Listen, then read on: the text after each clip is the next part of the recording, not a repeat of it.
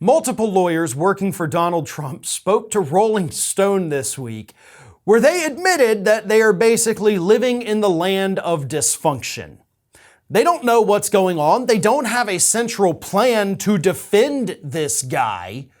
And they're constantly running into problems because his presidential campaign team basically wants to take over the legal defense so that they can use that out there in the public, which of course is putting the lawyers in a bad place because they say stupid things that the lawyers know they're going to have to eventually talk about in court.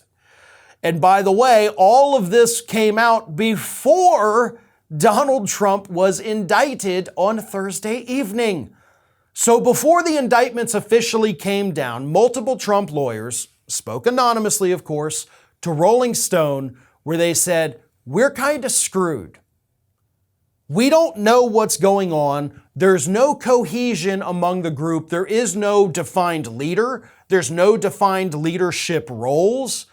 And of course, you've got the gatekeeper, Boris Epshteyn, who won't let us have access to Trump, or at least not let us have unfettered access to Trump. The whole legal team doesn't know what they're doing.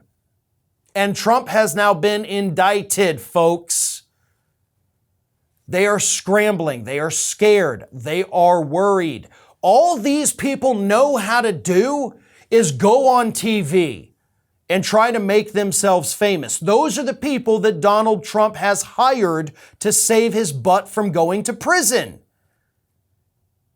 And they don't know what they're doing. They're still fighting with one another. There's still this paranoia that has gripped all of them because each one thinks the other ones may be ratting on them to the Department of Justice. It's crazy town down there in Mar-a-Lago with that legal team. And that is not going to bode well for Donald Trump as he heads to Miami next week for his official arraignment. Now, granted, his lawyers aren't going to have to actually defend him at the arraignment, but they're going to receive those charges. They're going to finally know officially, the 7 counts that Trump is being indicted on. And they're not going to have a plan. They're not going to have a cohesive tactic to actually work together and strategize and work with Trump. Do say this, don't say that. They're not going to be able to do it. Instead, what's going to happen is Trump is going to let his campaign team take the lead.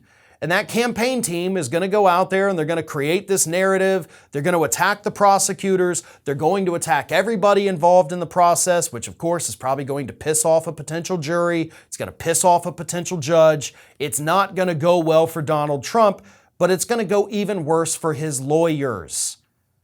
So I don't see a good ending to this. And the whole reason this is even happening is because Donald Trump wasn't looking for good lawyers. Donald Trump was looking for people that he thought looked good on television. He was looking for people that are cutthroat and want to go after the other lawyers on the team so that they can rise to the top.